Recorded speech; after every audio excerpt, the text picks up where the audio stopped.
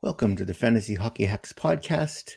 This is episode 150, fantasy preview for NHL Week 13 for January 1st, 2024. I am your host, Bruce Gunther.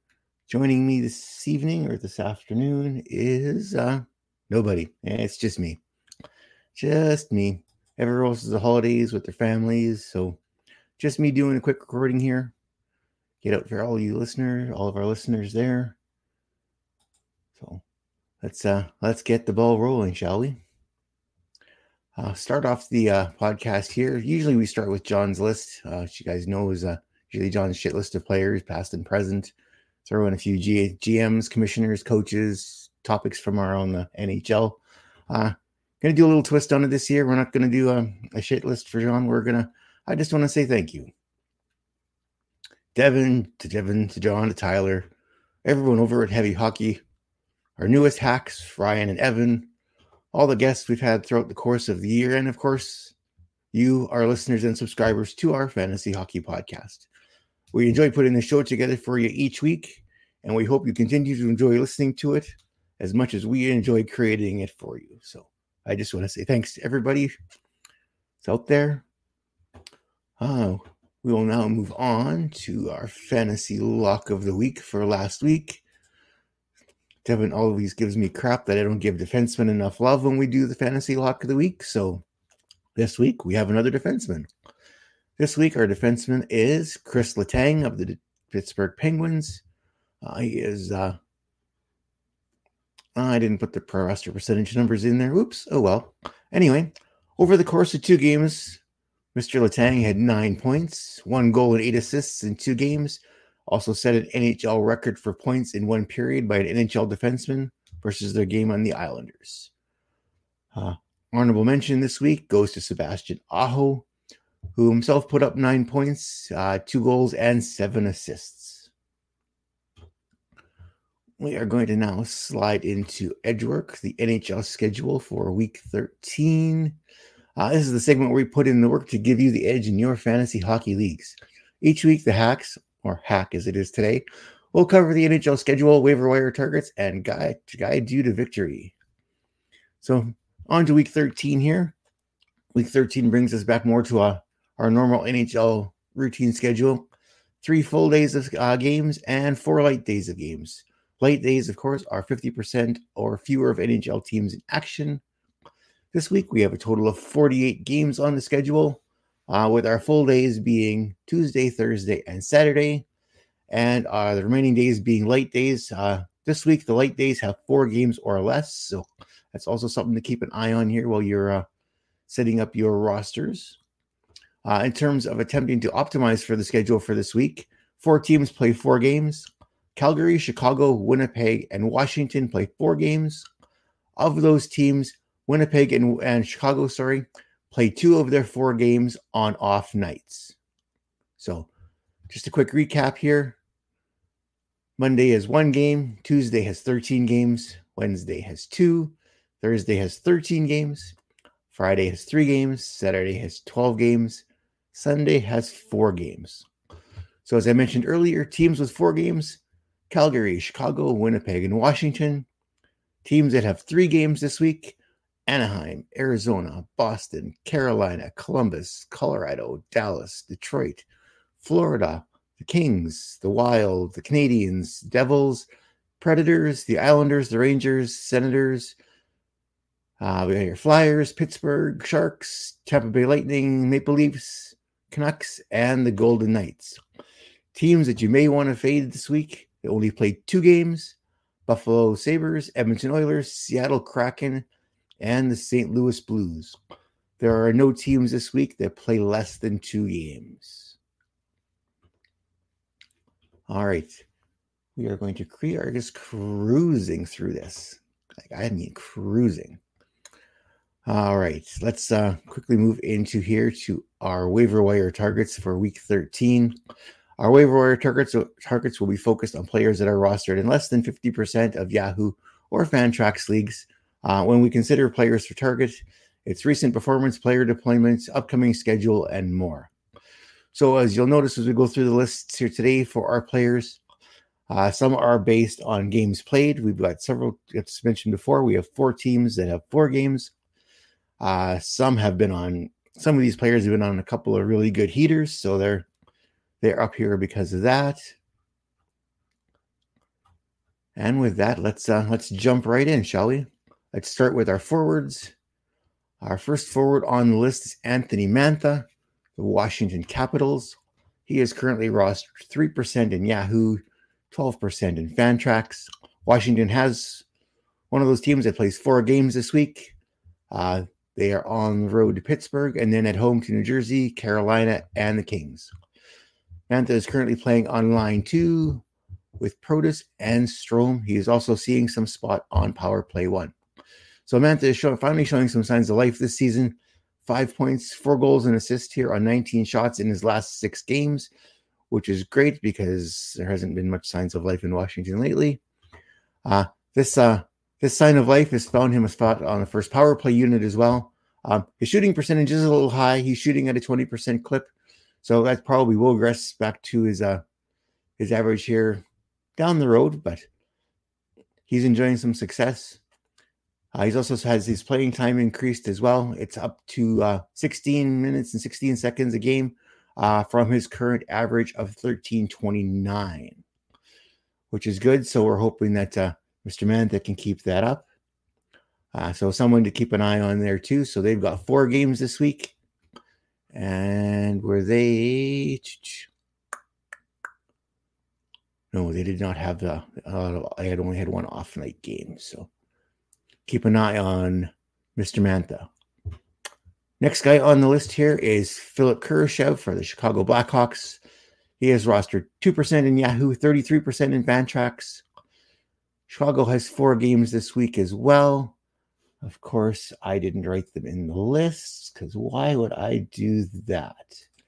All right, let's just find here. Chicago is playing. They are on the road to Nashville, on the road to the Rangers, on the road to Jersey, and they are home to Calgary. So he is on line 1 currently with Connor Bedard and Mr. Foligno. In the last 5 games, Kurashev has 4 points, all assists. Obviously, he's riding shotgun here with Bedard on the first line, as I previously mentioned. He's also seeing some power play 1 time as well. Average time on ice is 18 minutes, 16 seconds, averaging 2:38 on the power play as well. So 4 games this week. 2 of those weeks are off nights. If you need a streamer for those off night games, Kurashev could be one of the guys that you want to look up for something like that. So keep an eye on him. Next guy on the list here. It really doesn't seem like he should be on the list. I'm looking up his stats here, but he's on the list. He's only rostered 27% in Yahoo, 46% in Fantrax. But looking at his stats, it's kind of hard to believe that Igor Sharangovich plays center left wing for the Calgary Flames is still under 50% rostered. It's 10 points in his last 9 games, 6 goals, 4 assists. 3 of those points were shorthanded. 3 shorthanded points by Sharangovich here in the last 9 games. Very impressive. Time on ice, about average, 16:26 time on ice. He's just under 2 minutes on the power play. He's got himself locked in on the top line here with Huberdeau and Lindholm, and he is seeing some time on the top power play unit as well. Calgary is another one of those teams that plays 4 games this week. So with the role he's on with points, if he's available in your league, run out and add him for this week. He's sure to put you up some points. Let us move on now to the next guy on our list. Next one on our list is Mr. Josh Anderson. Rostered 7% in Yahoo, 18% in Fantrax. Montreal's got 3 games this week. They're at Dallas and then home to Buffalo and the Rangers. Anderson's currently on line 2 with Evans and Monahan, seeing some time on power play 2 as well. Anderson's seeing a bit of resurgence here the past little while. 6 points, 5 goals, and 1 assist in his last 5 games. His time on ice is 16:46 time on ice, just under 2 minutes on the power play over the span of these 6 games as well. So if you're looking for someone on your roster, maybe someone worth picking up as well to get you through if you need injury issues in that. Currently looks like he's playing well, so let's see what he can do. Next one on our list here, Mr. Dawson Mercer of the New Jersey Devils. So he is 23% rostered in Yahoo. He is 59% rostered in Fantrax. Devils have 3 games this week: Washington, Chicago, and Vancouver. He is currently on the third line with Timo Meier and Mike McLeod. He is seeing some time on power play too. 6 points in his last 4 games, 3 goals, 3 assists. Starting to show some of that production that he had last year. He's just a hair under 19 minutes average time on ice right now. He's averaging just over a minute on the power play. If he is available in your league, could be a worthwhile pickup this week as of the range. As 2 of the 3 Devils games this week are on light days. Could be a worthwhile streamer for you if you have a open roster spot available for on those off nights. And that takes us through our forwards for this week. Moving on to defensemen. So for the defenseman, we kind of really had to scrape the bottom of the barrel here. I went and took a look at a number of things. I could have rehashed a bunch of other defensemen that are roster closer to 50% in that, but I kind of took a look at the defensemen under 50% that have been on a run this week. So they put up some points and picked 3 of them here. So here they are. First guy this week, Marcus Pettersson, defenseman for the Pittsburgh Penguins. He is rostered 5% in Yahoo, 14% in Fantrax. So these guys are widely available in practically every league. Pittsburgh has 3 games this week: Washington, Boston, and Buffalo. Pettersson is on the first pair with Chris Letang. Mr. Pettersson here has at 8 points, all assists in his last 4 games. So when you're thinking Pittsburgh, you're kind of thinking Letang, you're thinking Carlson. You're not really thinking Pettersson when it comes to assists. But when you look at his last 4 games, he's put up 8 assists. All points came at even strength. Well, don't expect this really to last for long, but like I said, we are kind of scraping the bottom of the barrel here for defensemen. So if you've got some injury issues, Werenski's just gone down here, I see as well. So if you need someone to fill a spot here, see what you can do. So it might be worth a look. Next guy on the list here from the New York Rangers, Ryan Lindgren. Rostered 1% in Yahoo, 6% in Fantrax. So like I said, widely available practically everywhere. 3 games this week: Carolina, Chicago, and Montreal. Lindgren's playing on the first pairing with Adam Fox. Lindgren here has got 4 points in his last 5 games, 1 goal, 3 assists. As I mentioned, he's on the top pair with Adam Fox. He's averaged just over 20 minutes a night time on ice playing with Fox. He is not getting any power play time because he's behind Fox, Gustafsson, DeAndre Miller, from practically everybody, it would seem. So he's not going to get any power play time, but like I said, he's put up some points here in the past few games.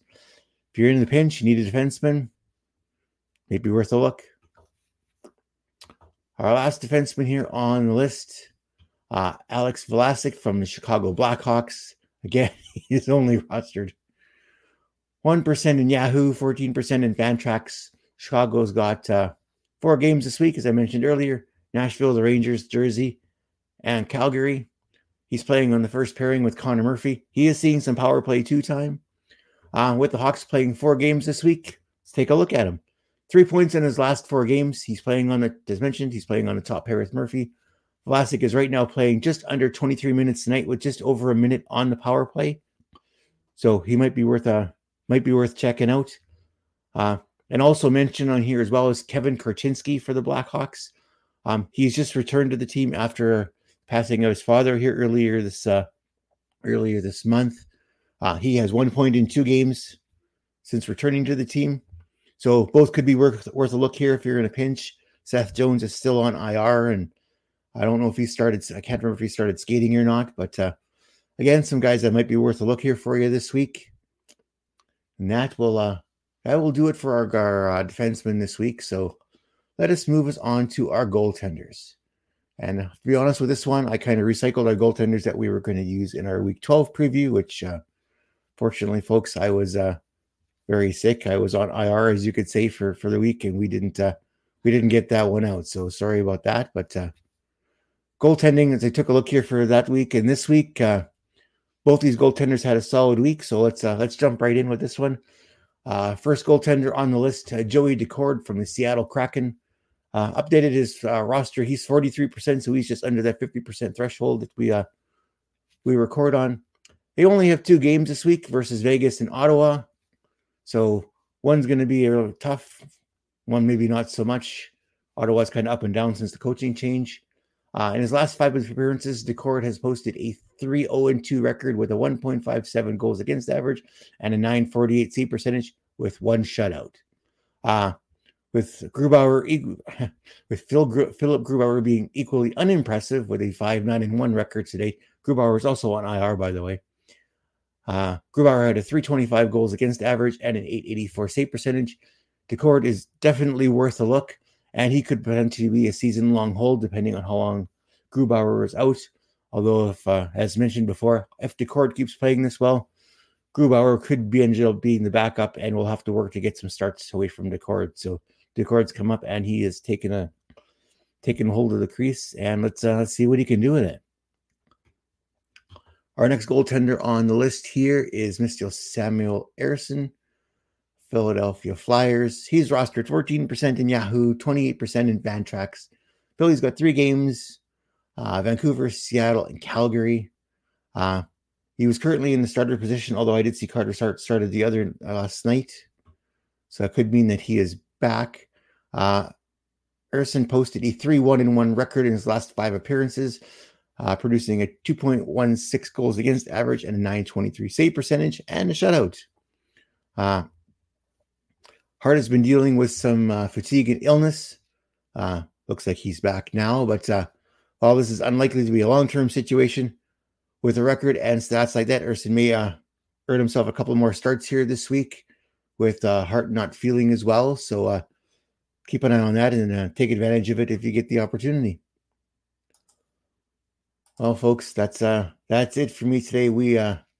As we cruise through this episode here in just a shade over 17 minutes. So that's it for us this week. Thanks for listening.